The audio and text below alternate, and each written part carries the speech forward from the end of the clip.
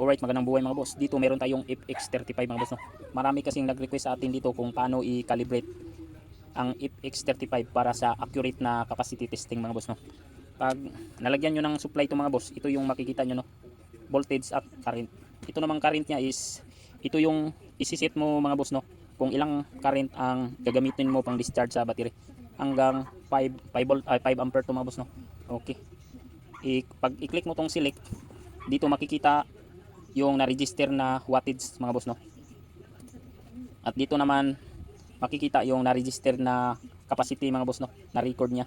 I-minus lang natin to para i-zero. Make sure mga boss, no, dapat naka-zero siya pag may bago naman kayong i-capacity test para hindi mag-continue siya mga boss. Ganito lang mag-delete mga boss, long press lang ang minus button. Tapos ito naman yung running time niya mga boss, no. I-delete din natin to. Long press lang para ma-delete. Okay. At pagkatapos bumalik siya sa default niya. Ang gawin natin dito mga boss is i-connect natin yung battery. Ayun, naglagay tayo ng wire dito, no, negative para sa negative ng battery, positive para sa positive ng battery. Alright, at dito makikita nyo na yung voltage ng battery nyo, no, nasa 3.24. Okay, para malaman natin mga boss na tama yung voltage ng capacity tester natin is, wait lang, i-test natin, no. Okay, nasa 3.19. So hindi pareho sa multi-tester natin mga boss, no. So ang gawin natin dito mga boss is itama natin to para makapunta tayo sa setting niya mga boss, no. Long press tong set, ito long press lang 3 seconds, 1, 2, 3, tapos bitaw. Dito makikita natin yung over low voltage protection mga boss, no. Nakaset siya sa 2.5 kasi ang 0 volts ng isang 32700 na LiPo 4 is nasa 2.5. Pwede nyo ma-adjust mga boss, depende sa anong ginamit yung battery mga boss, no. Okay, pwede siyang ma-adjust 2.4 ganyan. Ayun, yung minus lang mga boss, hanggang 1.5 volts to mga boss. Ayan, naka-off na siya kasi lumagpas na siya sa 1.5. Ibalik lang natin to sa 2.5 kasi ang 0% ng isang LiPo 4 is nasa 2.5. Okay, para masagad natin mga boss, no. Tapos i-press natin, short press ulit itong select. Okay, ito naman yung over voltage protection. Bali i-max mo lang to mga boss, no. Ayun, nakamax na. Ito naman yung over current protection, i-max mo lang to mga boss. Over power protection, dapat naka-max lang mga boss, no, 35 watts. Over temperature protection, naka-default siya sa 80%, hayaan niya lang mga boss, no.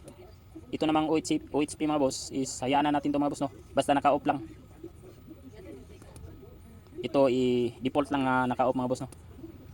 At dito makikita natin yung correction niya mga boss, no, sa voltage. Ayun, wait lang.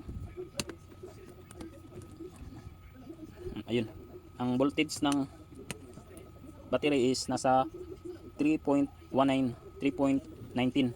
So isit natin sa 3.19 mga boss, no, para accurate yung capacity tester natin. Ayun, minus lang mga boss, minus lang. Ayun, naset na natin sa 3.19. Double check natin, no, sa multimeter. Ayun, 3.19, no. So naset na natin. At dito, ito naman yung correction sa current niya mga boss, no. Hindi natin makikita yung correction niya kung hindi natin na-run to.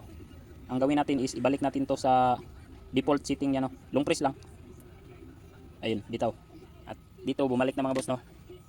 Para malaman natin yung current niya mga boss is i-start natin siyang i-capacity test.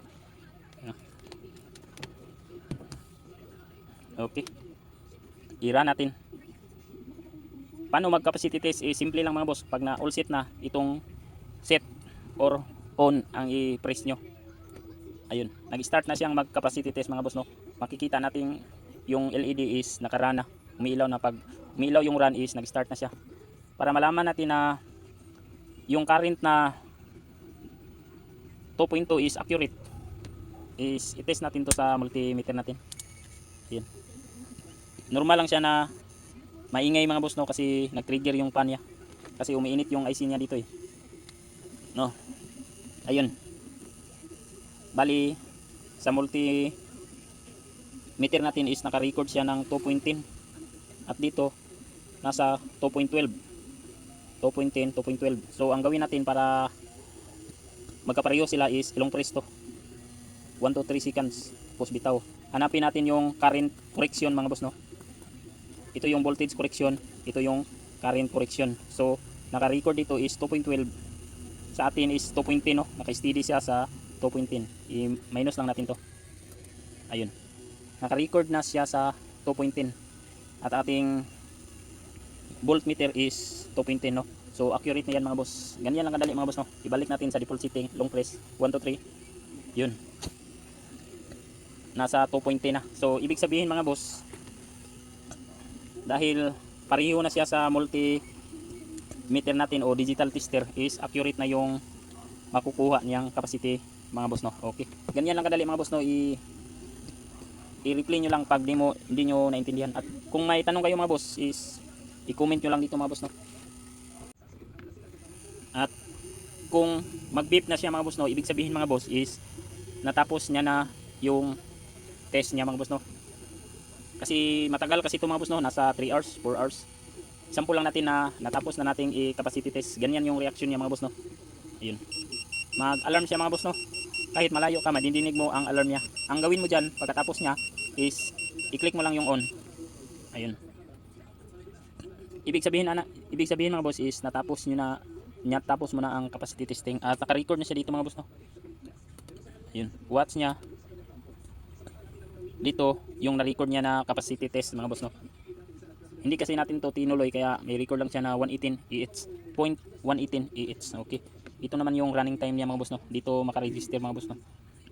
Yan ang kagandahan dito mga boss kasi kahit bubunutin mo siya, nakasave na siya no. Nakasave na siya. Ayun, balik sa default niya. Para malaman nyo kung ilang capacity test is ilang EH yung na-capacity nyo is dito lang mga boss no, hanapin nyo. Surprise lang. Sa wattage niya yan, ito, dito mga boss. Ito yung na-register na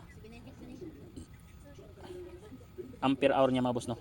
At kung nagustuhan mo ang ganitong mga video, please follow, like and share for more video tutorial. Maraming salamat. God bless.